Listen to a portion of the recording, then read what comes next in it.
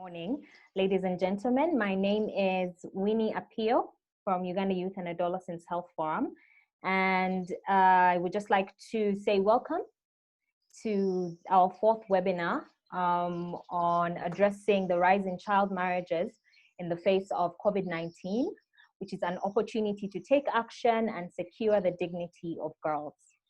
So before we actually dive into the discussion and I get to introduce you to my very rich in expertise panel, I would like to emphasize that you please ensure that your microphone is left on mute if you're not speaking or if you've not been picked on to speak. All through the panel, all through the discussion, we'll have panelists presenting in the beginning, and if you might have a question as they speak, please feel free to put it in the chat. Our team will be taking note of all the questions that are asked. I would like to emphasize that if you could please address your question to a specific panelist, it will make it much easier for us at the end to then address these questions and ensure that each and every panelist responds to the questions that's most appropriate to them.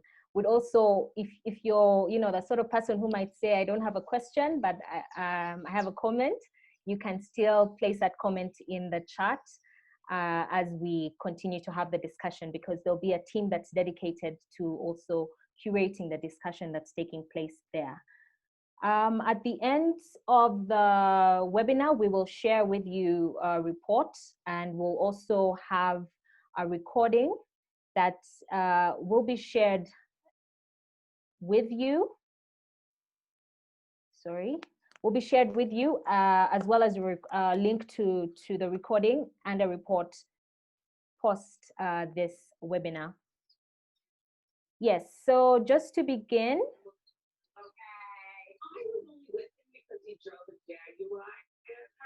Sorry about that. Once again, I'd like to emphasize the settings have been put so you're in mute when you join the meeting. So it would have to take your own personal effort to unmute. So please stay in mute if you're not speaking or if you've not been picked on, just so we can ensure that this whole discussion runs quite smoothly. Yes, so to begin with, the COVID-19 pandemic is having a devastating impact across the world. So sorry about that.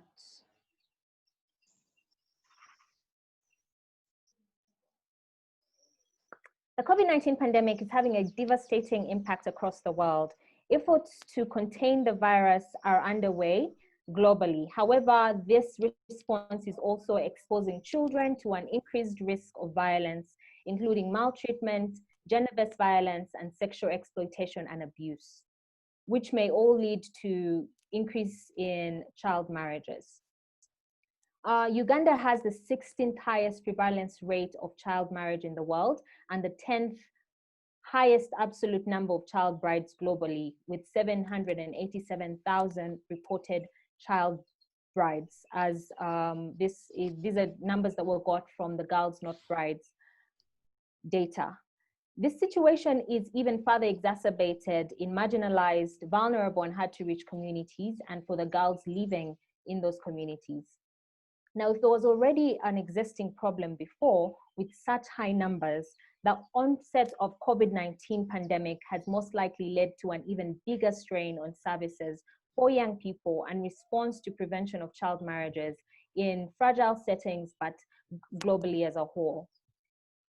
Although there is still no clear data on the exact numbers of cases of child marriage during this pandemic, experience from pandemics like the Ebola crisis have shown that girls and women are disproportionately affected, especially amongst the poorest and socially marginalized groups.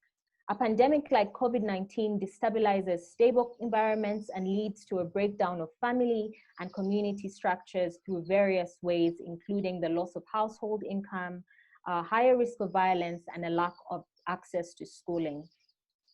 Even worse, child marriage and the needs of adolescent girls are often overlooked in crisis situations.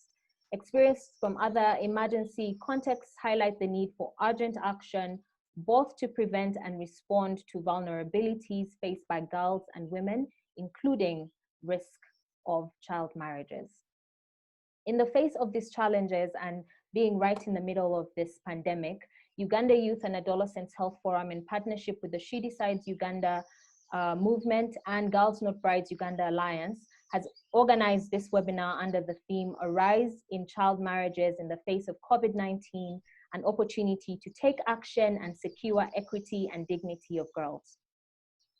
The webinar has been organized under the following objectives: to discuss and understand the devastating effects and exacerbated inequalities that the measures to control the spread of COVID-19 have had on health and well-being of girls, increasing their risk to child marriage, teenage pregnancy, sexual exploitation, and gender-based violence.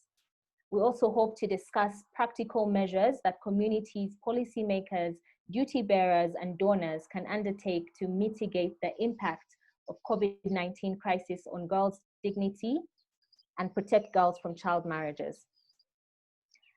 Lastly, we want to foster a virtual space for actors and advocates in Uganda and across the African continent to exchange ideas, share best practices, and update ourselves on what needs to be done to prevent and challenge child marriage despite COVID-19.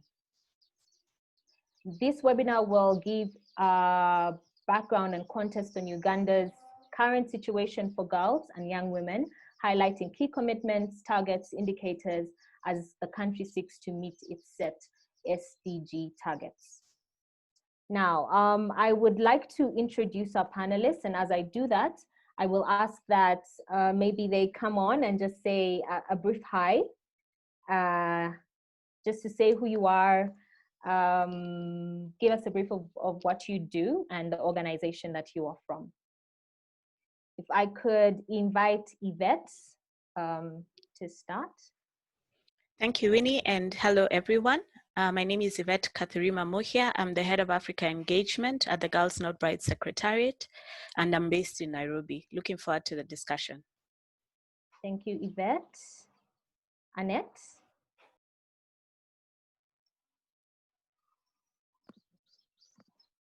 Annette? Okay, sorry, the technology, trying to animate things here and there. Hi everyone, Annette Kobsinje, with the Girls First Fund as a program advisor for Uganda. Yeah. Yes, we also have Sheila with us. Hi everyone, my name is Sheila Kulubia. I lead the communications and external affairs relations for the World Bank Country Program here in Kampala. I'm very happy to be part of this discussion. Thank you, Sheila. It's such an honor to have you as well. Farida, is she with us? Okay, I think Farida is facing a few technical issues, but Farida Luanda is a refugee young woman and also one of Uganda Youth and Adolescents Health Forum's chain champions who has been actually engaged in some advocacy work even amidst COVID towards preventing child marriages in Chakatu refugee settlement. We also have Timothy with us. Oh, Farida, is that you? Hello. Hi. Can you hear me? Yes, we can hear you. Hi, everyone. I'm Farida Rwanda. I'm a refugee based in Chakatu settlement. I'm a chain champion at UYAHF and also a member of UNHCR Global Youth Advisory Council. And I'm a refugee representative in my community. Still, I have a lot of things. No, but thank you for that. Yeah, yes, all right. Thank you, Farida. I'll be pulling you in later to give us more information. Yes. Okay. Then Timothy. Hi, everyone. My name is Timothy Obot. Let me just put the video. Okay. Hi, everyone. I'm called Timothy Obot. I work with Plan International Uganda, where I lead a team that implements a youth social empowerment project. It's good to be here, and I look forward to the discussions. Thank you. Thank you. Thank you all so much. And once again, I would like to note that our panelists, and as you will hear from their discussions, are very rich in expertise as pertains to work towards child marriage. And we believe and know that this discussion will hopefully advise ways forward for us to be able, as implementing partners, but then also as advocates passionate about women and girls' rights. How is it that we can move forward to ensure that child marriages are halted, even amidst COVID? I would like to first start with Yvette, knowing quite well that child marriage and the needs of adolescent girls, or as what we have seen from past pandemics, they're often overlooked in crisis situations. Anecdotal evidence from various countries around the world already show a high risk of rising numbers in children being married off during this pandemic. We know that Girls Not Brides came up with a great brief on ending child marriage amidst COVID-19, which we would like you to give us a bit more information on, and also just based on your experience, speak to some of the risks that may lead girls to being married off amidst COVID-19, and then what can we do to address these risks?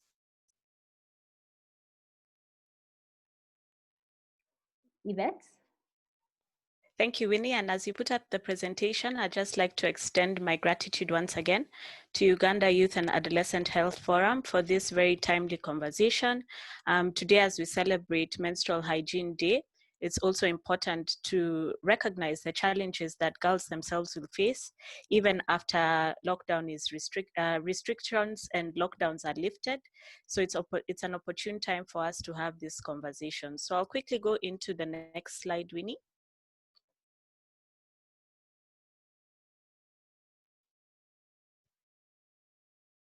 If you can move on to the next. Sorry, I'm trying to. Seems to be a PDF, so I'm it's just a PDF. going to. Okay, yeah. Great. There you So go. Is this okay? Back one slide.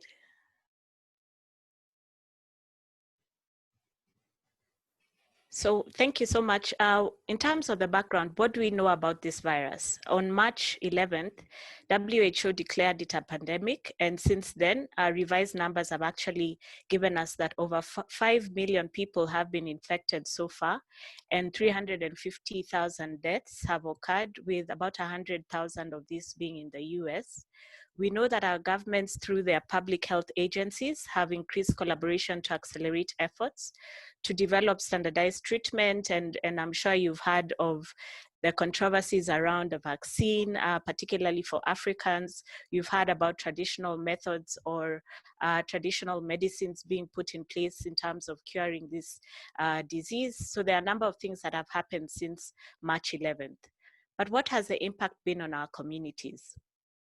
There have been restrictions by governments, and these have had severe impacts at a global scale for our economies and even at the national level. We've seen that there are going to be predictions that a global recession will result after this pandemic, and the impact that will have in terms of girls' education, and consequently the increase in terms of harmful practices, FGM and child marriage. We've seen increased unemployment leading to increased inequality. We know that the economic impact of the lockdown is already pushing vulnerable households more deeply into poverty, and the effect that this has on other social spheres. In terms of child marriage, we know that the lockdown has had severe impacts in terms of education, access to sexual reproductive health and rights, which I'm sure you're very familiar with as an organization, mental health, increased cases of gender-based violence, and economic distress, particularly for those who really advocate or rely on the gig economy, where they go out every day to find money that will help them feed their families. In terms of the lives of girls, we know that families and communities have faced extreme stress, and this is similar to the situation that was faced in the Ebola crisis. There's been a loss of jobs, and this has had impact on the family's economic status, but also on the mental health in the family. And child marriage is likely to increase as there is no source of income and people expect dowry to meet their sources of income. So UNFPA has released statistics that because of these lockdowns, we'll probably see an additional 30 million cases of child marriage. And one of our members from Nigeria was sharing with us that in northern Nigeria, actually this moment of lockdowns is when many families are arranging the marriages. So once lockdown is lifted and restrictions have been lifted, then we're going to see an increase in terms of child marriages. Next slide.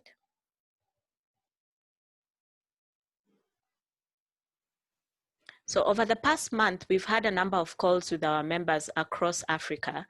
And we've had a lot in terms of their challenges, but also in terms of the opportunities that COVID-19 has presented for their work. So one of the things that we've had back in terms of context is that we need to raise the voices of and protect girls who are increasingly at risk. So members have talked about innovative ways of ensuring protection for these girls in the midst of aspects around physical distancing. We know that we have limited spaces for girls to convene during girls' clubs, but in a small groups, even 5 to 10, members are still finding ways to share information with girls. They're using social media, particularly WhatsApp. Radio has become a favorite also for context where phones are not available, and the use of helplines has also increased during this period. We've also had that there's been online and offline learning, particularly referencing the importance of education as a solution to avoid cases of child marriage. And an opportunity that has arisen is that there's been increased collaboration with partners and government so as to mitigate the digital divide, especially for communities with no access to digital learning. So I was on a webinar yesterday and I heard about the phrase Kairos. And Kairos is basically something that means the circumstances that open up moments of opportunity. So what COVID-19 has done is presented us a new way of thinking. And one of those ways of thinking is how best can we conduct offline learning. Our members in Tanzania have shared how they are using past papers, for example, past exam papers, and going to community after community to ensure that girls are still learning even in these difficult times. In other contexts, such as Mali, our members are working with USB sticks. So where online learning is prohibited, or prohibited in terms of costs and affordability and availability, they're using other systems such as USB sticks to be able to share this information. Another thing that we've been informed of, which is quite alarming, of course, is that in this time, civil society space is shrinking. And we do see that there's a risk of rollback in terms of the gains that have been made on human rights. Some governments have been using the crisis to deny people their human rights, and but on the converse side, some governments have been more willing to work with civil society. So if you're looking at where there have been restrictions in the beginning, particularly when curfews and lockdowns were being imposed, there were many incidences of police brutality that were recorded, which actually led to loss of life in some cases. Next slide. So what are our members saying when it comes to feedback? Collective efforts are limited but ongoing. Although physical or social distancing measures have limited collective actions, partnerships are finding ways to communicate online, such as this webinar, so as to develop joint strategies. Others are also using this time to strengthen their internal structures and members' capacities. So for example, we have members in Ghana, Togo, and Nigeria who are using this moment to build their capacities on budget advocacy so that they can work with their parliamentarians to ensure that the budgets that are going around in terms of the huge amounts of money being dedicated to COVID-19 are actually going to the people, and adolescents, girls are not left out of these conversations. One of the things that we've also discovered is that our mission matters much more now than ever before, which is in working in partnership to address child marriage. If you look at the statistics that have been presented in terms of the cases of child marriage, for example, in Uganda, over 727,000, and the prevalence of child marriage in Uganda currently. And if you look at and compare that to the situation of COVID, you'll see that we still need to respond to child marriage as a priority in our societies. We need to work together and learn from each other. And this is an opportune time to be able to do that, to move away from silos, to develop partnerships that go beyond the post-recovery phase of COVID. If you move to the next slide. We've also learned about advocacy and how our members are using this opportunity to engage their governments. So civil society works with evidence, but we know that currently we are having a challenge insofar as the evidence that can be collected and analyzed in terms of the impact of the pandemic on girls and child marriage. So right now, most evidence is anecdotal, as has been mentioned in the introduction, but this is still useful for advocacy. And we know that we have to continuously call for more resources to reach out to the girls and their communities. On the opportunity side, we've also seen that it's an opportunity for us to review how we conduct advocacy. So our members are showing us that they are being innovative, developing strategic multisectoral partnerships with national and local governments and decision makers. So for example, in countries like Senegal, our members are working with the Ministry of Security to provide them additional security once they go into the communities. In Burkina Faso, working with the Ministry of Justice. In Mozambique, Nigeria, and really even in Uganda, working with the ministries of health and going into the subnational level to be able to ensure that the communities are accessing not only the PPEs that are very critical at this moment, but also access to information that will also help to save lives. We are also seeing that traditional and religious leaders are now being worked with and being in partnership with because of the impact that they have at the community level. And we are working through different media. So using video conferences, using letters, social media, and community outreach to be able to reach out to our governments. Next slide. So what are some of the key considerations that you need to put in place? Winnie did mention that Girls Not Brides has developed in April a brief that is around COVID-19 and child early and forced marriage, and why it's important for our governments not to let this agenda fall by the cracks in the context of addressing COVID. The brief is intended for development partners, including government and civil society, so there are recommendations for each group of stakeholders. It provides recommendations and resources, and also really highlights the importance of responding to adolescent girls during this crisis. Our member organizations and associations have contributed to this document and will continue to revise it even as they input into it. It's available on our landing page if you go to our website. So very quickly moving into some of the pathways that have been identified. We've developed 4 pathways, or highlighted 4 pathways. One on education, which is really the impact that COVID-19 has had in terms of schools being the first to be closed and how that has disrupted learning and the impact this will have then with girls being at home, primarily because some of them being at home is even a source of violence. They were facing abuse in their homes. Others because this is an opportunity, as I mentioned earlier, for families then to organize arranged marriages for them. So they've been dire consequences of the lockdowns and school closures on increased cases of child marriage. And I won't go into all the details on these sectors, but I'll move on to health, highlighting really the importance of having access to comprehensive sexuality education, and as well as supplies and commodities that will really help us fight and plan pregnancies, STIs, and looking at the fact that there's a lot of relationship between teenage pregnancies and child marriage in contexts such as Uganda and others such as Ethiopia, where teenage pregnancy then becomes a reason to marry off girls. So this is an opportunity for us to ensure we do not, there's an echo. I hope you can't hear it. So this is an opportunity for us to ensure that we still provide these essential commodities to our governments. And I know that governments, particularly in East and Southern Africa, have been included in this to ensure that SRHR services are essential. In terms of increase in violence against girls and women, we've seen steep increase in the rates of SGBV.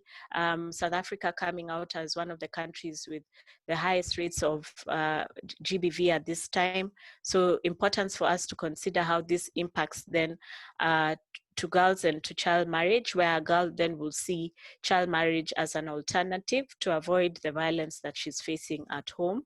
In terms of economic impacts, there's been lost income, and that has gone across board from the community level all the way to national level. We've seen decreases even in the valuation of our currencies and the impact this will have at the community level. We've also heard of reports of survival sex, where girls decide that or see this as an alternative to generate some income for them to stay afloat.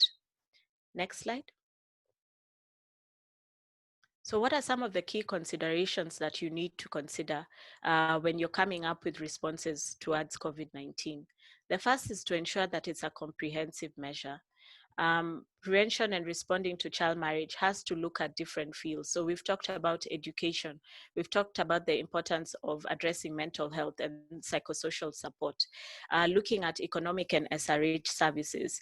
And this should be regardless of marital status. So we know that in some contexts, girls, even when they're married as adolescents, don't have access to contraceptives because then they're asked to either provide consent from their parents or from their spouses. So this is an opportunity for us to really integrate conversations around universal access to SRHR in our messaging and briefs. Similarly, we need to consider responses not just for the lockdown phase. Most of our countries are actually lifting restrictions. Uganda has done that. Others are starting off by opening up schools in June. So we really need to also consider what the recovery phase looks like and what this means for returning to school for girls. Some of them may be pregnant. What does that mean in terms of re-entry policies and accessibility of services for them to be able to complete their education? In terms of understanding gender inequalities and harmful norms, we really need to appreciate that COVID-19 itself puts us into a humanitarian context and the importance of ensuring that human rights are upheld even in the times of crises. So recognizing that the harmful norms that were there before COVID are just exacerbated by the pandemic, and the importance of gender and sex disaggregated data for us to be informed on how we can design, implement, and monitor our interventions. Travel restrictions have also caused an increase in terms of the burden on local actors. So we were sharing with some members where they were talking about before where you could hold a girls club of maybe about 40 to 50 girls, that's restricted to 5 to 10 girls. So the additional burden that has in terms of costs. So one of the things that we have highlighted to our donors is that there's a need for longer term and flexible funding to support localization of responses all the way to post-recovery COVID stage. Again, very important is to ensure girls and women are consulted, this being a very critical forum for us to discuss youth engagement and how we can amplify the voices of young women. And lastly, to ensure learning and adaptation of approaches is shared. So what we learn from Uganda can be shared with Kenya and across regions as well. You can skip the next slide and move to the next. So what are some of the possible interventions that we can do? One is advocacy to ensure that we keep child marriage and girls issues at the center of our responses. Second is to map out what we know in terms of evidence. And this can be from as little as a community all the way to a national or state level, and how do we access digital literacy to be able to share the information that we generate. So once we do surveys, how can we share that out through social media and radio shows, for example? What does it mean to do direct relief work? We know that currently it's very important when you go to the communities to go with food, water, hygiene, all the PPE equipment is very essential, and the dignity packs. So care packages in communities that would include things like sanitary towels, soap, and others, recognizing that poverty and lack of access to resources is a key driver of child marriage. So where previously we would have things like sex for food, where we're exchanging sex to get some food, that's the case that may mean we have transactional sex now that may actually lead to increased cases of child marriage. And how do we provide means for the girls to continue with their learning, either online or offline? Again, the importance of awareness raising, using communication tools, media, print, traditional, and new media for us to be able to support the cause. And lastly, how are we able to support mental health through counseling and helplines for girls? So I know Uganda has 116 and other helplines that are useful for girls to report those at risk and also to find support in the way that they work. Next slide. I won't go into the details of these recommendations because we've had conversations around them, but this is largely to say that we have put in recommendations for how advocates can advocate to their governments on the importance of really utilizing a girl-centered approach and programming in the work that they do. In terms of health and sexual reproductive health, for example, is to advocate for comprehensive sexuality education, even in distance learning curricula, to look at the unique cases that are presented by pregnant women and girls with respiratory illnesses, because this will put them at risk for accessing or catching COVID and the impact that will have on their communities as well. When we come to education, we talk about the importance of ensuring that there are safeguarding measures for children using online platforms, so we don't hear of increased cases of harassment during this period, and access to safe employment. Sorry, that is my toddler trying to get into the room. So ensuring that pregnant girls and married girls also have access to education and they are fully supported to return to schools and to continue that education all the way to completion stage. Under GBV and child protection, we are working to ensure that the provision of child protection and GBV services goes all the way to the vulnerable girls, including, and I'm very interested to hear from Farida, who will talk about what that means in terms of refugee settings. So we are talking about ensuring that access to education for those who are affected, including IDPs, for those with inabilities, that both physical and mental, that they get access to school after this and are not taken into situations of marriage as alternatives. And lastly, for economic impacts, how do we ensure health services are free to the point of care to ensure access to the most vulnerable girls and women? Once again, thanks to Uganda Youth Adolescent Health Forum, and I'm looking forward to the conversations that we're going to have. Thank you, Winnie. Yes, thank you so much for that, Yvette. And please, you're totally free to go and attend to your toddler if he or she needs your attention. But thank you. I think you pointed out very, very key issues and key things that we need to think about as implementing partners. But then I think also something that stood out and that we probably haven't been as cognizant of. By we, I'm just using generally, if you see all the actions that are happening as pertains to COVID, is the digital divide. There's so many vulnerable young girls who might not have access to this information.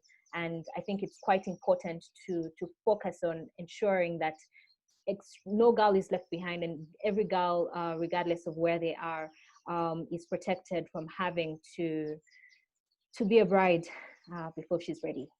Yes, so I would like to pull in Farida to just build on some of what Yvette has spoken on, speaking specifically to some of the challenges that young girls and young women in the refugee settings face that put them at risk of child marriages. Earlier this year, Uganda Youth and Adolescents Health Forum carried out a study in Chaka 2 refugee settlement on understanding the rates of teenage pregnancies and child marriages, and some of the things that might cause these two vices. Some of the most outstanding causes of the two were lack of sexual reproductive health services and information, negative culture norms, poverty, and high school dropout. With the onset of COVID-19, and based on similar instances from previous pandemics and their grave disproportionate effect in vulnerable settings, there is most likely to be an even higher risk and higher data on both teenage pregnancy and child marriage within refugee settlements. Farida, I would like to pull you in as someone who has been actively engaged with us, and also we know that you have been doing work even amidst COVID to ensure that there's more advocacy towards ending child marriage and towards prevention of teenage pregnancy. Could you please share with us your experience in the settlement and also share some of the things that put girls at risk? And Farida? Yes, Winnie. Can you hear me? Yes, we can hear you. Yeah, early marriage or forced marriage is common. It's a common experience faced by most of refugee girls and young women, especially girls, young girls in a refugee settlement. It's very important, first of all, to remember that forced marriage happened before we become refugees, and most of refugee women aged 20 to 25 were married before the age of 18. Due to pre-existing poverty, gender inequality, and lack of education that cause child marriage to happen a lot in the refugee community. Child or forced marriage is a growing problem for young girls, especially living in the refugee communities, where having girls, traditionally of girls marrying young, and now families are facing challenges of COVID-19, which increases the risk of more girls getting married secretly at a very young age, and those out of school due to COVID-19 increases their risks of being married due to parents fear to struggle to provide their children with basic needs, especially girls. Other young girls decided to marry before the age of 18, that this could protect them from harm, while also providing their families with a level of financial stability in exchanging them with money, and then they can support their families. And this same to the boys too, due to the situation now. And it's like an impact of forced marriage on adolescents and young people is wider. Many of them are facing similar consequences like complications during pregnancy and childbirth, violence, limited education and economic opportunities, and are being affected with HIV and STDs, as well as restricted freedom and chances to socialize with other children of their same age. And many of these marriage are short-term and registered, which leaves most of girls with less protection for themselves and their children, hence affecting them mentally. As we know, education is a key to protecting girls all over the world. Girls are protected under education. From child forced marriages and being in school builds girls' knowledge and skills, so they are able to delay marriage, which is now all the schools are closed. And we have a lot of fear as a refugee representative to see that many girls in the community are being married secretly without the offices know, and other people. You just find out that the girl already been taken, which is a very dangerous. And yeah, I think that is it. Let me first stop there. Okay, thank you for that, Farida. I would also just like to ask specifically, because we know that there's been a countrywide response, but response specifically with refugees, has there been anything about the response that has led to even higher risk of child marriages? Refugees, which to the higher risk of child marriage in this COVID-19. Yes. poverty. People are families, they're in a lot of poverty now because most of the measures we cannot gather together, and most of the families, they are working in the public places, which now they reduced the number to protect us from COVID-19, even kind of social distancing, so that we have to remain in our homes. When you find out that many men, they are not working, women, they are not working, they're out of their businesses to protect from COVID-19, and the measures, to put all the measures in action. So what they have now, those ones who are having young girls, they have to exchange them to add on their stability. They use it as available resources, because almost the families, those we met to talk about the kind of child marriage, they are just bringing poverty. We don't have something to eat. How are we going to support the families? And now, as you know, in the refugee community, the money, the cash for food is reduced somehow because of COVID-19. The money is reduced, which we are getting to buy home use. How much has it reduced by? We were getting 32,000, and now we are getting 22,000 due to COVID-19. So you find out that most of families, they cannot use this money. The money is very little, and things are very expensive. And most girls, we have even those girls who are the head of the families. So when she sees the siblings are suffering, she decided just to go and get married so that can support her siblings, which who are on the same form. So which puts a lot of girls in kind of critical situation. Yes, thank you so much for that, Farida. And I guess just for the audience that might not necessarily understand the Ugandan context as pertains to currency, $32 or $35 is a little less, sorry, 35,000 is a little less than $10. Yes, give or take. So it's been reduced even more. And just as Farida points out, that obviously increases the risk of like she mentioned, sex for food or forcing the child to get married to get dowry. Farida, we know that you've been doing some activities as a chain champion. Could you just give us a brief of some of the things that you've been doing? Of course, while ensuring that there's safety measures are kept in place.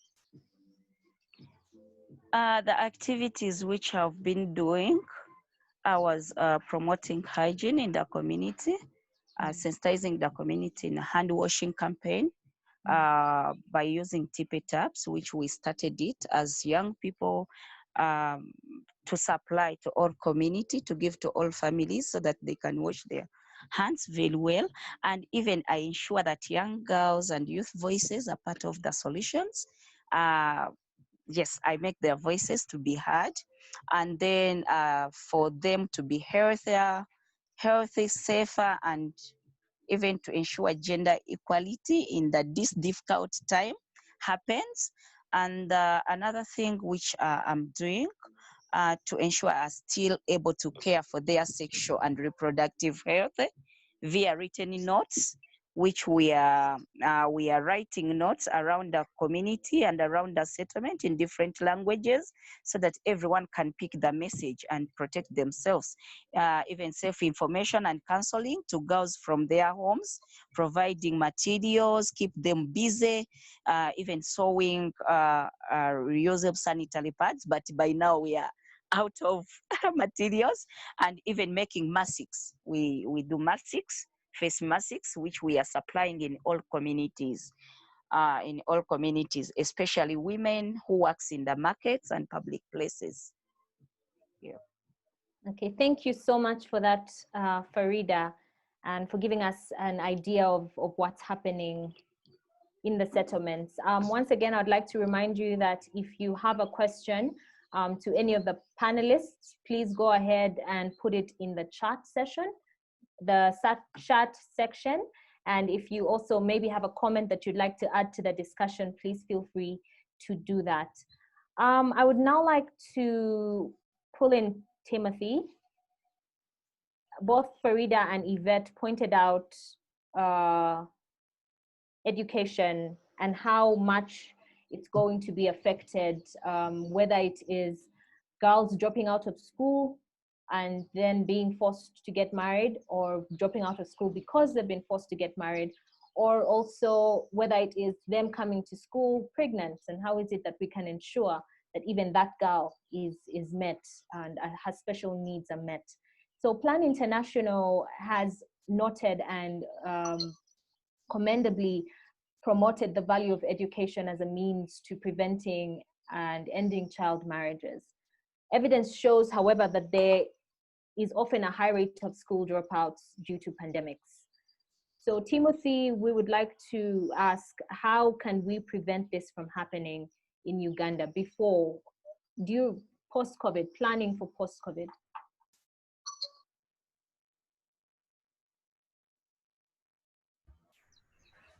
Okay. Hi. I hope you're able to hear me. Yes, we can hear you. Okay. Just...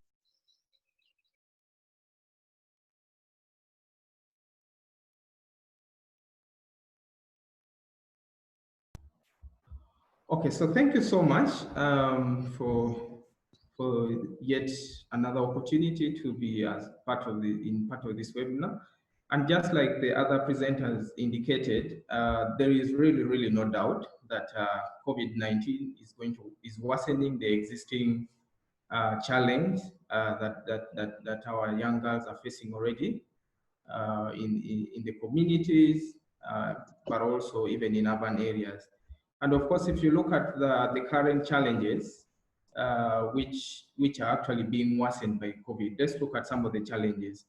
I know Yvette mentioned something to do with the unemployment. Yes, we know unemployment is already high, even before COVID. It stands at 13.3%. But we also have belief systems in the community, which are largely shaped by social norms and gender inequalities, where we have very many parents that value education for boys as opposed to girls. And of course, Farida talked about poverty levels. Those are all factors really that push girls into child marriage. But also, even before COVID, we've seen so many high incidences of GBV cases, teenage pregnancy, and of course, child marriage going up. But of course, we also know that families and communities are very fragile. Now, with these already existing challenges, we know that with the coming in of COVID, it is just worsening. Because now, if you look at the lockdown right now, as we talk in terms of lockdown, schools have been closed, mosques have been closed, some businesses are still closed up to now. We know workers, so many workers have been laid off. There are those that are working, but they are currently on unpaid leave.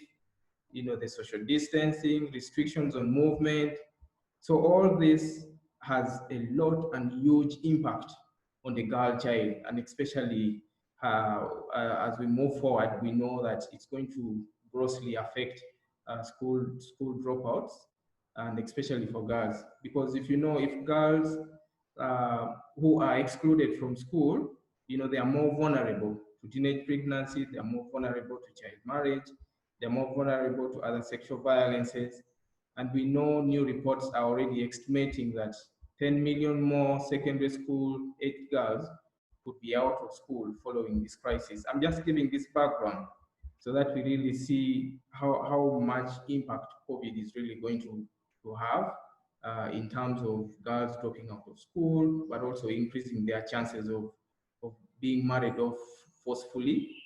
Of course, if in terms of unemployment, we are expecting more of unemployment as we move forward, and as parents are out of job, then it becomes very tricky for them to raise school fees for their girls, And that is now what will bring in the belief system, which is influenced by the negative social norms, where parents are now going to begin have to make choices, and very hard choices. And we know that in the community where there are really strong social norms, usually a big number of parents begin weighing their children between a girl and a boy who should go to school. And of course, in most cases, we see girls suffering because they still have that belief system that that values education for boys as opposed to girls. And of course, we also know, just like Farida indicated at a certain point, parents, for monetary reasons, marry off girls just to gain some money. And of course, we are seeing COVID increasing, chances of actually parents, or reinforcing those negative social beliefs that parents have, that if you have many girls, then you can easily marry them off to get money, or to be able to sustain your family.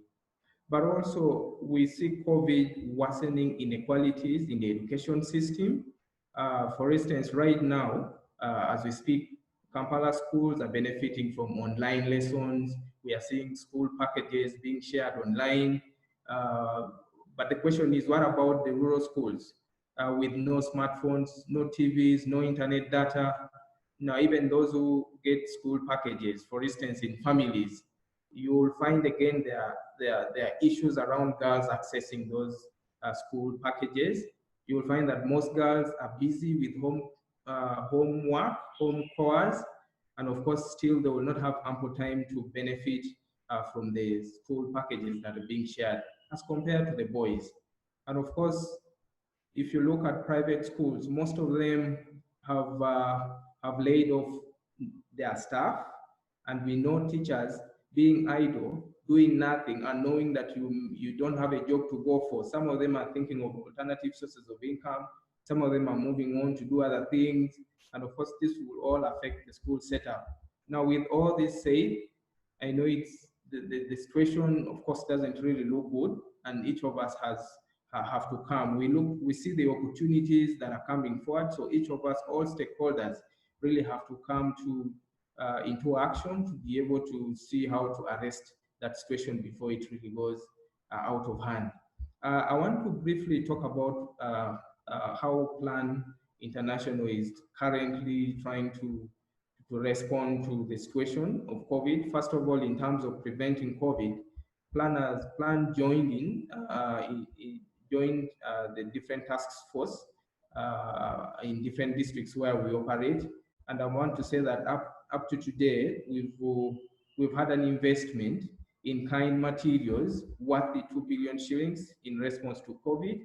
And of course, this has benefited a population of 20,000 beneficiaries, and of course, 12 out of these 12,000 are girls and young women. But also, we've seen the support coming in terms of the books that are the learning materials, the school packages that we are supporting government to distribute. And I will give an example of the refugee community in Rhino Camp and Bidibidi, where Plan has managed to distribute learning materials to 10,600 children. And out of this, of course, 5,830 are girls who have benefited from this. But also, we've seen Plan, joining to support health workers with training. Contact tracers, community surveillance officers have all been trained so that they are able to respond to COVID, to prevent it from spreading. Because the more the virus spreads, the more schools will remain closed, the more the impact will worsen. So somehow we've been supporting government to ensure that at least the situation is arrested, the virus is contained, so that the country goes back to the normal situation. And of course, just to continue again, sharing with you some of the interventions, we have young community structures, especially the peer educators. We've linked peer educators in different communities, in different districts like Tororo, like Kamuli, like Biende, to the district task forces, and they have been very vibrant in trying to create awareness on prevention of COVID, but also integrating messages around SRH and GBV we feel that if young people are at home right now, they are at home, of course, they are missing out the links in terms of accessing information around SRH, GBV is not there. But with the structures that already we have in the community and being able to link them with the district task forces, we've seen young people doing dialogue in small groups with fellow young people, and they are able to reach out to their young people on issues of how do you access SRH information, how do you access SRH services, who do you go to, where do you go to, you know, in a safe way. So those small group interaction, discussions, and referral mechanisms are some of the things that we're trying to put in place. So much as we're supporting government fight COVID-19, but also we are ensuring that structures in the community, young people constantly get information so that they are not left, they don't fill the gap. And then, and of course, you know, when they're idle, when they're not doing much, then the advantages of probably they take advantage of doing things that might affect their health in the long run. And thank you so much. And of course, we've also. Thank you so much for that, Timothy. I'm we've sorry, also, I'll have to cut you short a bit. I'll pull you in during the end. Maybe then you could speak to more. We're just short of time a bit. But thank you so much. Okay. Yes. I just wanted to hinge on some points that some of the great work that Plan is doing, which is quite key to ensure that young people are involved in the design. In the design of the programs, yes, as well as also you spoke on education and how, you know, it's been quite discriminatory, sort of, in the sense that most schools focus on sharing things online and not taking note of the fact that there's actually people in the community who also might not be able to access this. So I think as partners, it's quite key for us to ensure that we rethink possibly alternative education options, but then also continue to harm. What I want to continue to promote the notion that, you know, when you educate a girl, you educate a nation. When you educate a girl, there's less chance of her, you know, becoming a teenage mom. When you educate a girl, you are able to prevent child marriages. And just speaking on looking at the national point of view and development at the other side of child marriage and the value of preventing child marriages.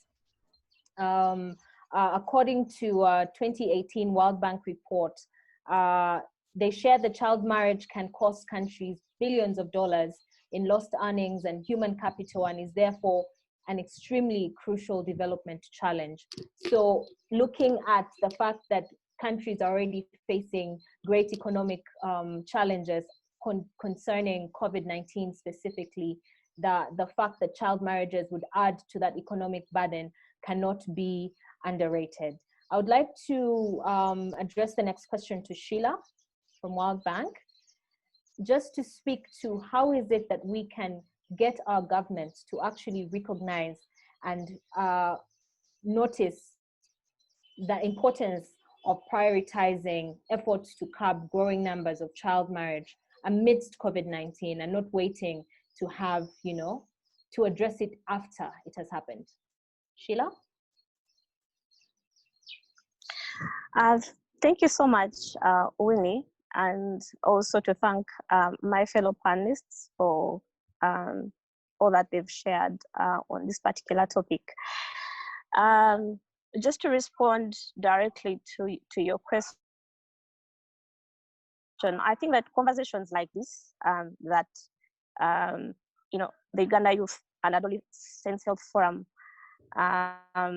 you know, has, you know, begun, is a very good way to put out the message that this issue is very important, that it needs to be.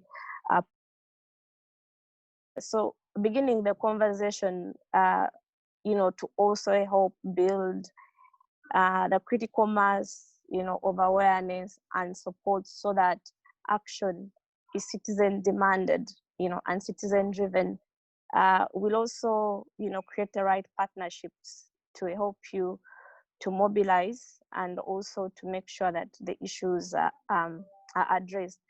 On the health side, maybe to point out that the World Bank has provided immediate support of $15 million to the government of Uganda to respond to the COVID-19 health pandemic in terms of the risk communication efforts that you have seen out there, in terms of letting people know where to access the services. And that is part of the services that the money that the bank that has provided has been used for. And I think that we've seen that action has been taken to make sure that partners like yourselves and others are mobilized to be able to share this information out there, and also to make sure that health centers and service providers are able to continue to provide adolescent health services, that they are able to to attend to to cases of child marriage through the justice referrals. But I'd like to specifically speak to the more broadly to the aspect of using data and evidence to to inform action. And I think that this particular pandemic period, whereas there've been some challenges to to collect the right evidence, but there are many opportunities going forward where we are able to influence action using data. And I'd like to speak specifically to two analytical pieces that the bank has done previously on this particular subject. One on ending child marriage and educating girls, that we disseminated in 2017. And then in 2019, looking at investing more in education. Right now, we know that, as Yvette shared, that because of this period, a lot of children, particularly girls that have been at home out of school, have been vulnerable to to child marriage. And I think that it's a case for us to be able to highlight the importance of taking action to make sure that there are incentives in place, that there are enough community referrals, that communication channels like the Sauti Plus, landline, for instance, are disseminated, that people know that where they can report these particular incidences when they happen. And I can say that currently we are in discussion, the bank is in discussions with the government of Uganda to see how to provide support for online and remote learning for children that have not yet been able to start school, and also to make sure that messages are disseminated, and that the communities are able to actually and other authorities within the districts and within the referral system are able to trace and also to reach out to those who are in need.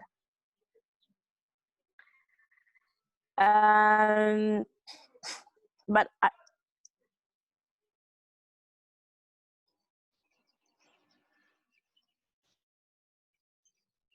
sorry, Sheila, you seem to be muted.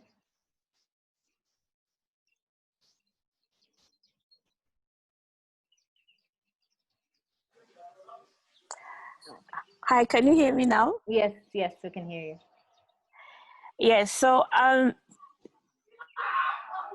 those are some of the interventions that the bank is currently undertaking in terms of responding to the health needs of the population, but also by extension, trying to make sure that girls that are vulnerable, have access to services, and that they don't fall, prey to incidences of child marriage.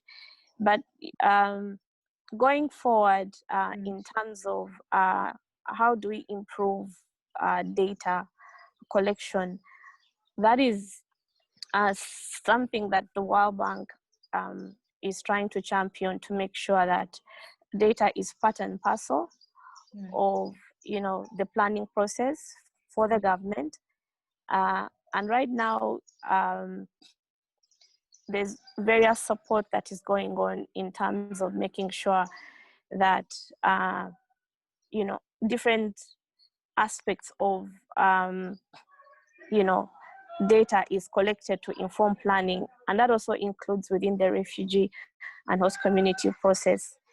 And we hope that once that then feeds into the process, the planning process, then interventions can be put in place to make sure that that girls have opportunity to learn, that their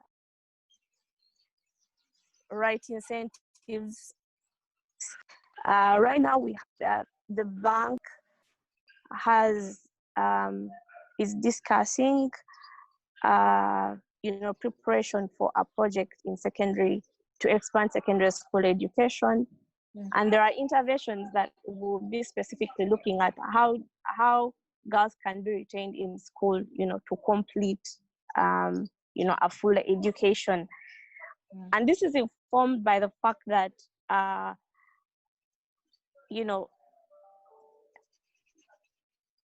education improves the opportunities for girls.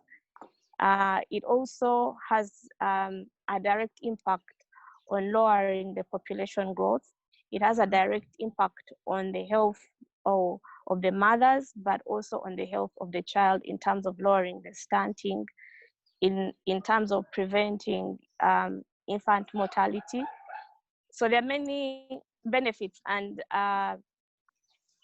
the two research reports that I mentioned earlier go a lot, in details in some of the recommendations that can help to make sure that girls are protected, but also that they have opportunities and are able then to escape child marriage.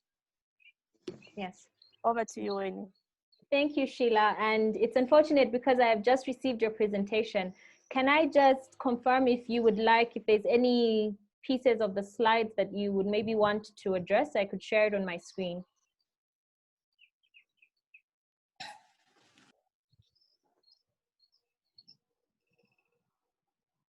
Sorry, you're muted again. Okay, now you're fine, yes. Okay, so if you go to slide, just a minute. 4. Just find it.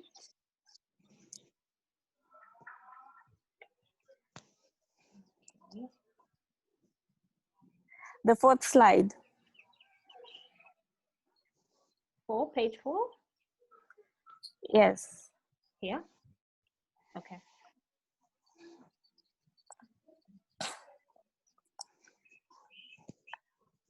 No, the one that has the 2 reports, I want to specifically highlight those particular reports because they go into, no.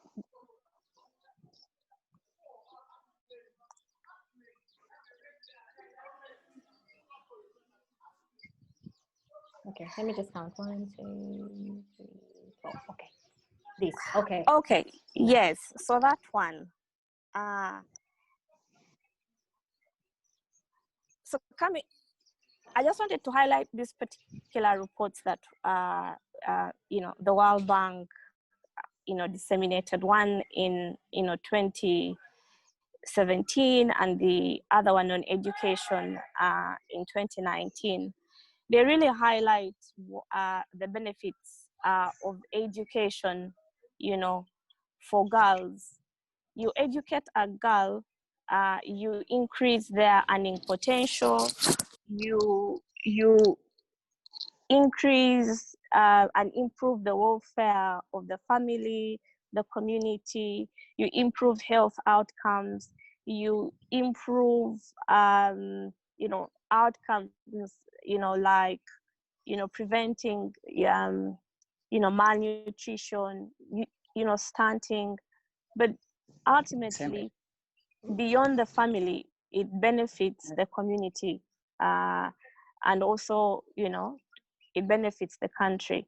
So for us, as the World Bank, the one message that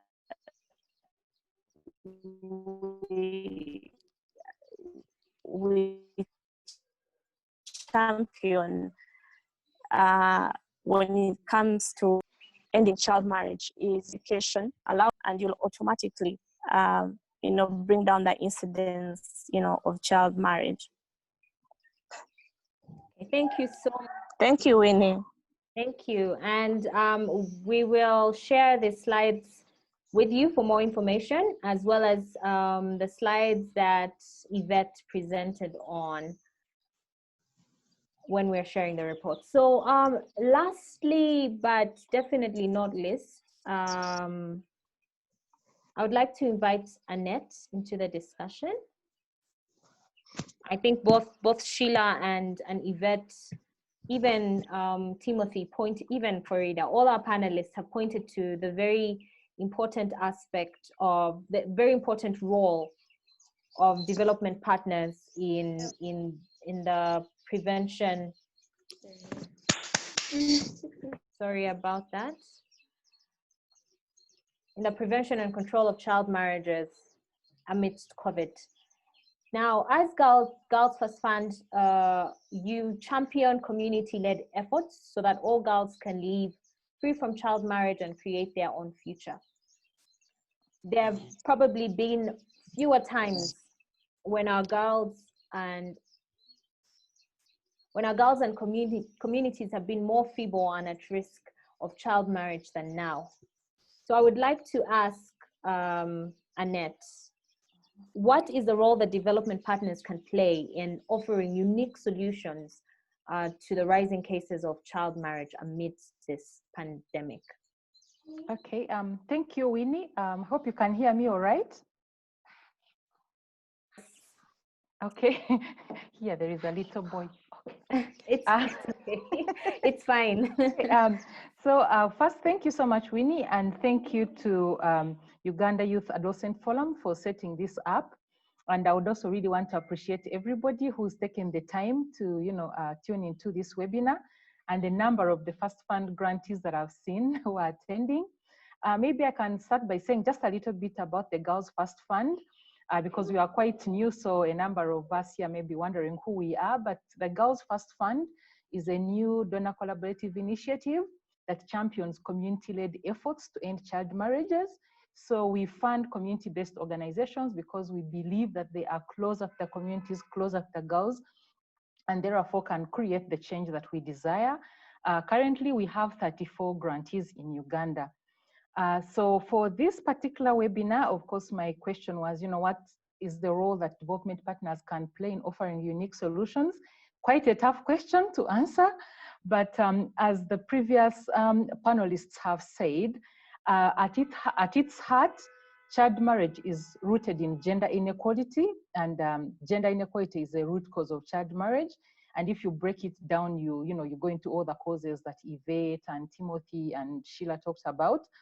And again, we know that COVID-19 has actually amplified these. For example, if you look at issues of violence against girls, sexual violence, incest, we've had reports of incest, increase in incest cases, sexual violence for girls. So basically, the COVID situation has amplified these.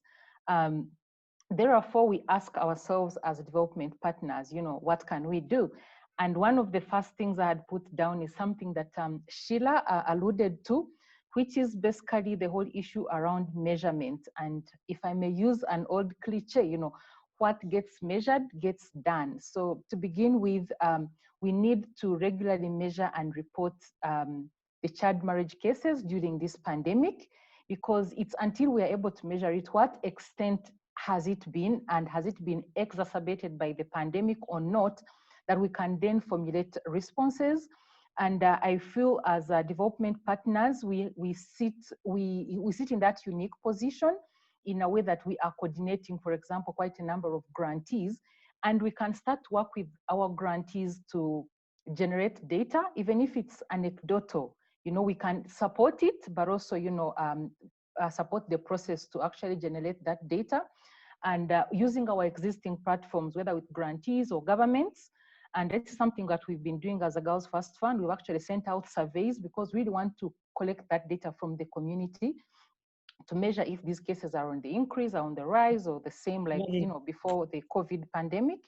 And when this data has been collected, development partners can make the data open, like they should make the data open and available to those who need to use it, but also to inform policy. And of course, we all know data is power. Therefore, we can therefore use this data to build a case, to invest in the response. And kind of related to the above point is that because of the unique positions we sit in, we can also help to initiate and lead on collaborative initiatives to address the gender inequality, including collaborations with the technology companies. I have been attending a number of webinars organized by DEVEX, and there are all these initiatives happening on how we can collaborate with these tech companies, whether Facebook or Google, to try and collect this data on gender and therefore be able to analyze trends. Something else that we as development partners could be would be to amplify and advocate to governments, donors, and the global civil society space to prioritize responses to address gender-based violence. Of course, we know to address gender-based violence just beyond us as development partners, but it's something bigger. We need the political will. But we sit in that space where we're able to speak to these governments, to the donors, different donors, and the global civil society space to be able to, to prioritize and invest in addressing gender-based violence. We know child marriage is a case of gender-based violence. Of course, also as development partners, it is something on our hands that we need to generate new resources to respond to the impact of COVID, especially for vulnerable girls and communities. It is likely that after COVID, we will have made 3 steps backwards. Maybe we made 2 steps, now we're going to make 3 steps backwards. So it will require a lot of investments into the gender transformative work that we have all been engaged in, but perhaps even more investments because of the 3 steps that we have taken backwards in terms of the gains that we have made. Those will require money, they will require funding. One other thing that is very key, and I feel we have an opportunity as the development partners, is to invest in strengthening child protection systems. I cannot really overemphasize this. In fact, it should be a call to action. Like, we should take the lessons we have learned from the COVID responses, especially in a context like Uganda, where, when the lockdown was put in place, you have cases of defilement, but these cases are not being reported or are not being responded to because there is no the mechanisms right from the community where the cases are happening. The systems are very weak to make sure these cases are followed up. And the perpetrators took advantage of this period, knowing, I had a case of one of our grantees in Serere, where actually it was a case of defilement and incest at the same time. And reporting this case, even the police would say, we don't even have the vehicle to be able to move and investigate, But if we had strong child protection systems, they would be able to take up these cases and respond. Therefore, I think this has been like, a lesson that we need to strengthen our child protection, our community-based child protection systems so that they are protective and respond to these cases right from the communities, and ensure that they are functional, not just when we have pandemics, but continue to be functional.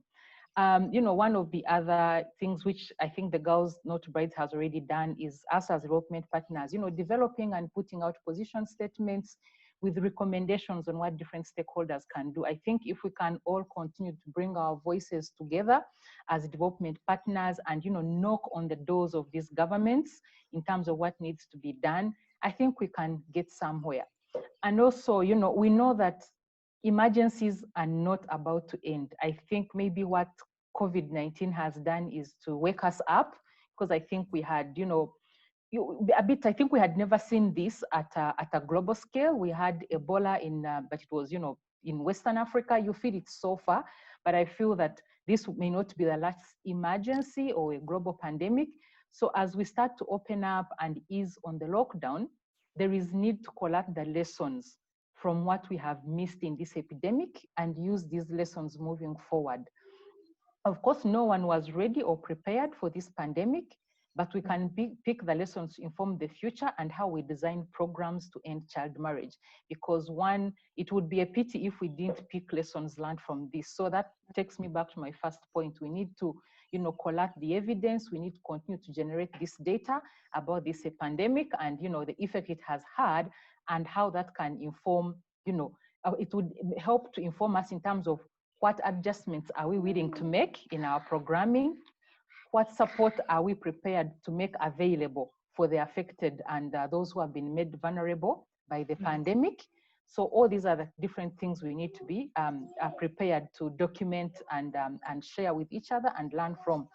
And finally, of course, we may not have all the answers, but can only make modest attempts at ensuring that we don't take 3 steps backwards in ending child marriage and then two steps backwards.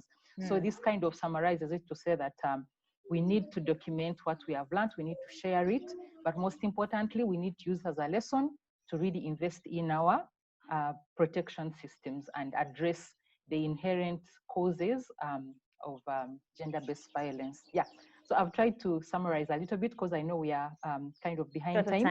Otherwise, I thank you very much. I thank Uganda Youth Adolescent Forum for organizing this, and I think we should be having more of this. We need to keep the conversation. So thank you very much. Yeah.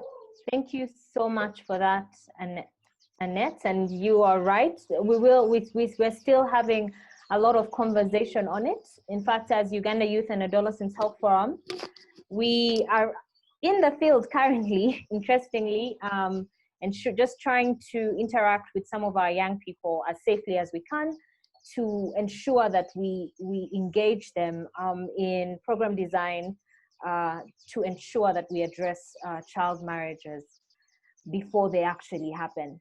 So thank you again to all our wonderful panelists for all your submissions. We have a few questions that we will now address. And then later on, you'll come in to just give us a minute or 50-second closing remarks on way forward for all of us. Yes, the first question is from Zewi, and it's addressed to Farida. And she says, refugee girls are particularly vulnerable. Would you elaborate why refugee girls are especially vulnerable? Well, I think that question has been addressed in our discussions. So for the purposes of saving time, I think we will skip that. Someone asked Farida how often funds are got. Ideally, it's supposed to be on a monthly basis, but if Farida has any different experience, she could share it. Farida?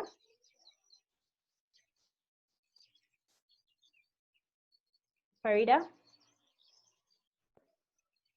Hello? Yes. Yes, Farida. Hello. We can hear you. Halloween. Yes. Hello, we can hear you. Yes. Can you repeat the question? It's about how often do you get the funding? It's a monthly basis. It has to be a monthly basis. Okay, and since I have you, someone else is asking, you mentioned boys as victims of child marriage. Could you please throw more light on this? in my speech, I said yes for child marriage. Now, because of the situation which is happening now in COVID-19, even young boys, now they started being a victim. They started looking for old women, and they started getting married, as in to support their families. We have young boys who having families and they don't have any income. So they see that the money they got for the monthly basis, it's not enough to support for the families, and they are not employed. So they decided, there is one of them, I asked why they're doing that, and why can that, and they just mentioned about the situation, that you see in this kind of situation, there is no more movement, they know looking for jobs, they know kind of as in being together in one place, and the jobs we are getting, it's just like being blockers to certain buildings, which is not allowed now, and the money is not enough. So what we have to do, if that lady, these women, they want us, we can go and join them so that they can keep on feeding our families. So it's a situation under COVID-19. And for them, they're mentioning we are looking for money. So we have nothing to do because we're not employed. So, yeah, that is it. Thank you for that, Farida. Someone is asking, and I think I'll pull in Yvette on this. In Uganda, and it's just broadening what you spoke on. In Uganda, CSO space, especially for advocacy, has been limited due to lockdown. What's the experience of members in other countries? Thanks, Winnie. So as I mentioned before, our traditional way of doing advocacy is changing. And what members are sharing is that they are now partnering with government, recognizing that they are fighting the same enemy, which is really a global pandemic, and utilizing ministries that predominantly we don't engage in. For example, working with the Ministry of Security to be able to provide not only the equipment that is necessary for travel in the communities, but also security to travel to hard to reach areas. And that is being done in Senegal, for example. Again, utilizing subnational governments. So how can you effectively engage the chiefs? How can you effectively engage district officers? One, as primarily the most closest to the community, so they can work in the context where hotlines and helplines are not working, to build their capacity to be able to be the child protection officers, for example, that the community feels safe to report incidences of child marriage to them, and also safe in the fact that there will be repercussions for the perpetrators. So really rethinking what we know as advocacy and utilizing partnerships with our governments to move forward. Yes, thank you for that, Yvette. Someone notes that there's a growing concern on parents' failure to pay school fees for the next term.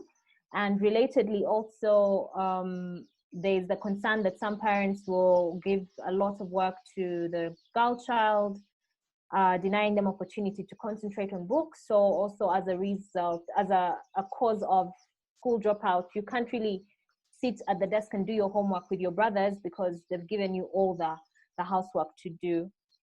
But someone is asking, and I think I will ask Annette, how is it that we can ensure, taking note of all these different scenarios, how is it that we can ensure that girls at home are kept safe during this crisis amidst scarcity of food and all other basic needs, and then also the fact that they are given so much unpaid care work? Thank you, Winnie. That's a very interesting question. I think that's the reality that most households are facing. But like from a development partner perspective, perhaps adjusting our own funding mechanisms to allow grantees or those who are funding governments to be able to undertake emergency response, for example. I know we always want, things that result into long-term impact, but as the Girls First Fund, we've had to make those adjustments, albeit small, but we gave that flexibility to our grantees that they could undertake COVID response, including, buying any kind of emergency food or clothing or whatever was needed, to be able to be flexible so that we can allow the grantees, to flex their budgets to respond to some of these emergencies as a result of the COVID-19 situation. Otherwise, but also from a development perspective angle, is also to look at the long-term issues around how we do our programming and addressing some of those conditions that continue to perpetuate girls to be, the lesser child. So it's, rooted within the gender programming, being more gender transformative in how we do our programming and challenging some of these social norms. So because, like I said, it may not be the last pandemic, so how about when the next one comes, we go back to emergency response, but how about if we start by addressing those? And I just want lastly to say that Ministry of Gender has developed a curriculum, a manual on parenting. So perhaps supporting partners to take that parenting manual and roll it out at community level so that there is positive parenting. Yeah. Thank you so much. Sheila, there's been a lot of appreciation for the reports that have shared. There have been questions on data, but we shared that, and I guess more information will come. I'm so sorry about that. Please mute your microphone. I can't find you. But yes, just speaking on, there's a question that I would like you to address. And it's on how is it that there's girls who even before COVID-19 did not have avenue to speak up on issues of abuse or child marriage. So how is it that we can help such girls who can't even speak out to be aware of their situation during this current lockdown?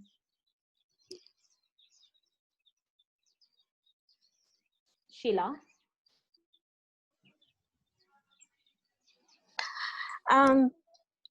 Thank you, Winnie. Maybe I just want to say that as the bank, we don't implement our projects directly, but we channel all our support, financing and technical and analytical support directly to the government and the local governments and other partners to be able to respond directly. Right now, one of the project support, what we call the budget support, that we're looking at is how to strengthen, the child policy, child protection systems to make them more shock responsive. Annette is better placed, to speak to that because that's a conversation that's ongoing with the Ministry of Gender, and I don't want to divulge more than I should at this point.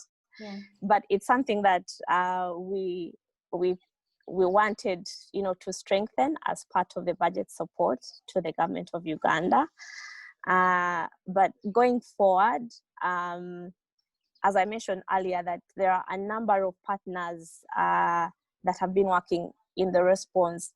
And in one of the projects that we were working with the Ministry of Gender, we were, trying to see how to strengthen the referral mechanisms, from the district onwards. It was piloted mainly in southwestern Uganda, in Poto and Kamwenge, but the expectation on our part was that this would be rolled out to the rest of the country, so that those community systems are robust enough to be able to track girls who, are trapped in those situations.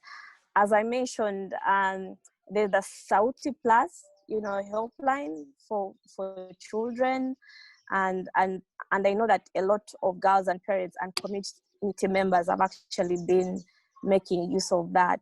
So again, looking at some of the interventions that have been working and seeing how to augment that, but also put out this information out there through the Ministry of Health, through partners like yourselves that are doing really good work. We've been able to collaborate with partners like Joy for Children, who are part of the Girls Not Brides coalition. So those are some of the, I think, going through civil society partners and also, trickling making sure that that effort gets down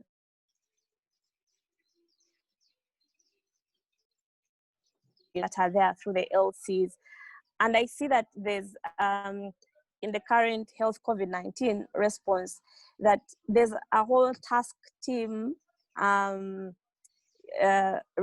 mechanism that actually goes right down to the districts, to the communities, to the parishes, to the sub-counties. And those are some of the areas, you know, that we are supporting. Obviously, it could be done better. As Annette said, this pandemic caught many people unaware, but I think that it's also given us an opportunity to learn and to strengthen our system so that they are more shock responsive. In Feb this year, we had another report on social protection, on how we can strengthen social protection. I actually thought that that was very foresighted to have a piece of work like this that was looking at,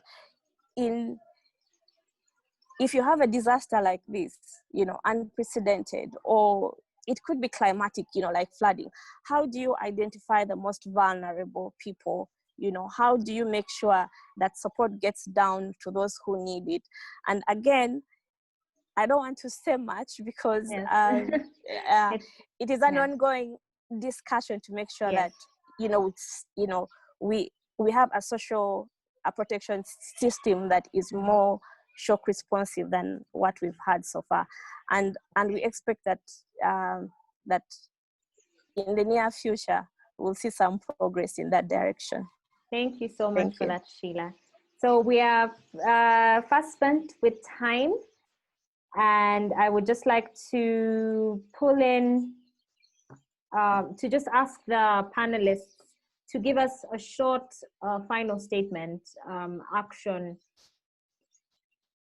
point for us to take away from this webinar, but then also following up on some of the actions that we're going to have going forward. I would start with Timothy.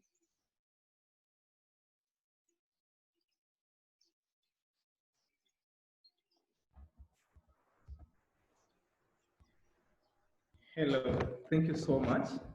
My very quick one, I have about 3 things. I think just like Annette indicated, when development partners can really come together and challenge social norms, especially those that you know, increasing chances of child marriage within the community, I think that is really, really very key. It's just a matter of changing our strategies, changing our approaches, engaging more parents, you know, and to be able to change the mindset, to be able to appreciate the value of a girl child. I think that's really, really very key. And then 2, for Ministry of Education, I think sometimes we see that parents have one way of thinking, that as you go through the education structure, all through degree, university, masters, and so on, that is the only path. I think we need to increasingly think in terms of skilling of our youth, of our young people, especially the girls. I think the opportunity of them gaining skills and being able to utilize them, being employable, is really very key.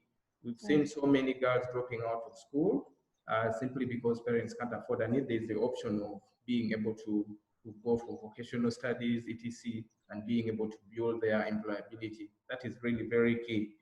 And then, of course, collective advocacy. I look forward, honestly, to one day where all civil society organizations, all development partners, you know, including institutions like Interreligious Council, coming together to advocate against things like child marriage. I think this would really be key. We can sustain such a campaign for a whole year, I believe so.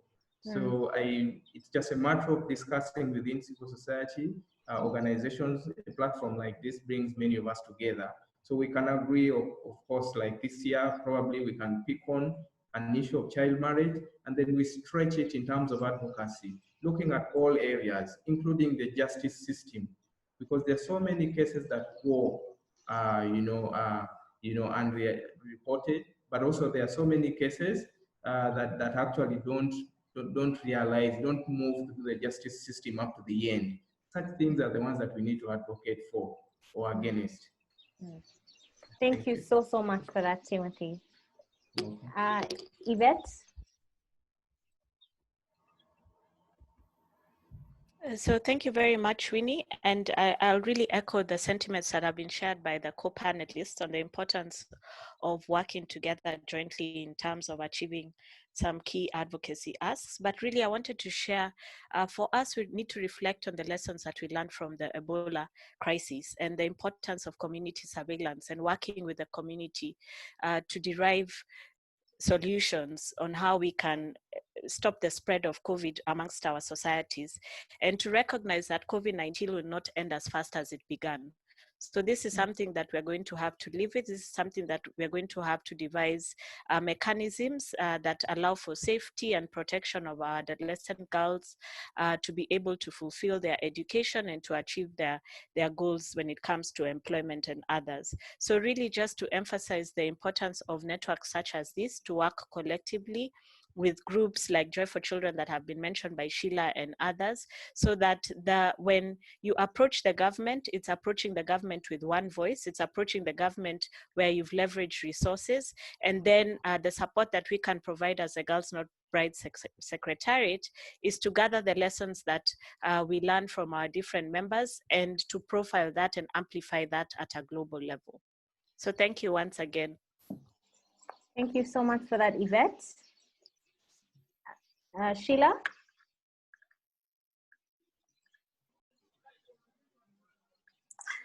I just want to emphasize the benefit of keeping girls in school.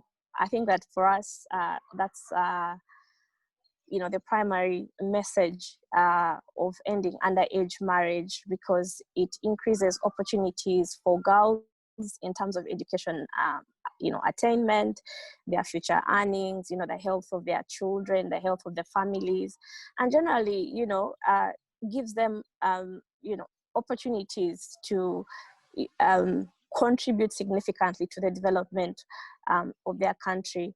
But again, lastly, the lesson for us has from this pandemic response has been having systems in place that are shock responsive in terms of social protection, but again underlining that those particular systems depend on having the right data in place. So having national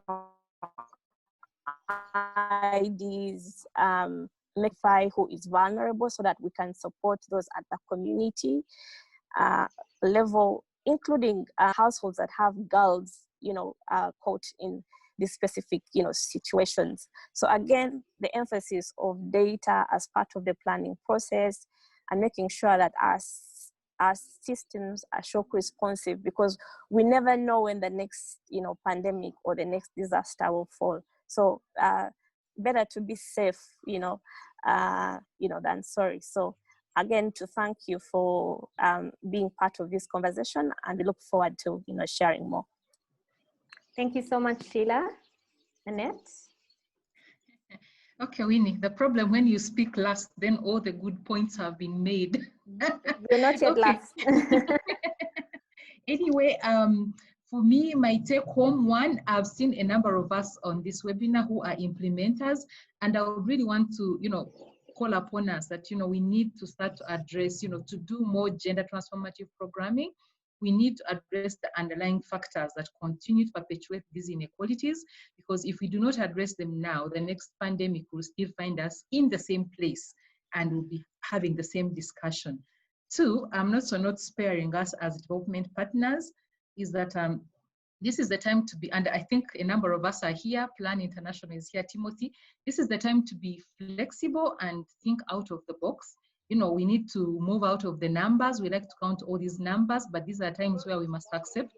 Perhaps, we may have to relax all these numbers we expect and generally be part of the solution. And some of these things are not going to be about, numbers.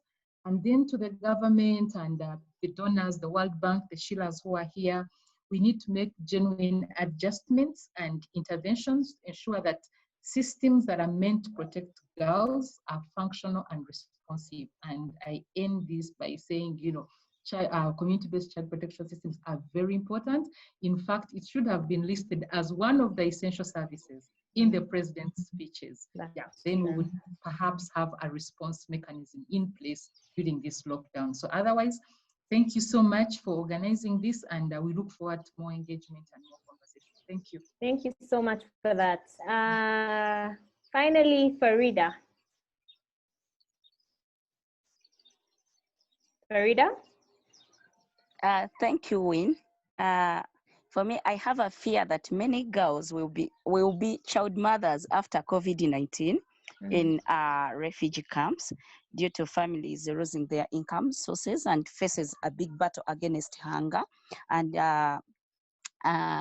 I think everyone knows that many young girls' dreams is on stake due to this COVID-19 and out of school. Refugees we are often the poorest of the poor and the most vulnerable, the most exploited when we come to young women and girls, and a lot of experience from our backgrounds. We still have unopened stories. And my way forward is to I think this goes to the implementing partners, maybe even the other organization in Uganda, that they need to talk to girls and their families about the consequences of child marriage and provide girls with vocation courses, education, and opportunities to talk about their experience through drama, workshop, and psychological support, and even helping the existing community and youth groups to advocate issues concerning young people and child marriage, teenage pregnancy, and gender equality. Thank you. I think I just finished all. I'll not come back, Winnie. And I'm pressured to extend my sincere thanks to everyone who has participated in this meeting, and the organizers, UYAHF and others, and to those who helping girl child to stay safe. I'm also humbled to thank OPM, UNHCR, and implementing partners for also providing a hand in protecting refugees in all around Uganda. Thank you so much. Thank you so much, Farida, and thank you so much to our wonderful panel, as well as our esteemed guests who have been engaging in the chat, but then also listening into the discussion and hopefully learning something. I think the key takeaways from this webinar have been the need for collaboration and collective advocacy, innovation in how we address the issues of child marriage, education, looking at how is it that we can make it unconventional and inclusive, so not just digital, but how do we reach even the girls in the grassroots. Preparation and lesson learning, getting data, even if it's just anecdotal data, ensuring that our approaches are gender transformative, ensuring that we advocate for shock responsive systems, that we are flexible, and that we uphold the important role that the community-based child protection units actually play in helping us address child marriage in the midst of COVID. I would also like to share that today is International Menstrual Health Management Day.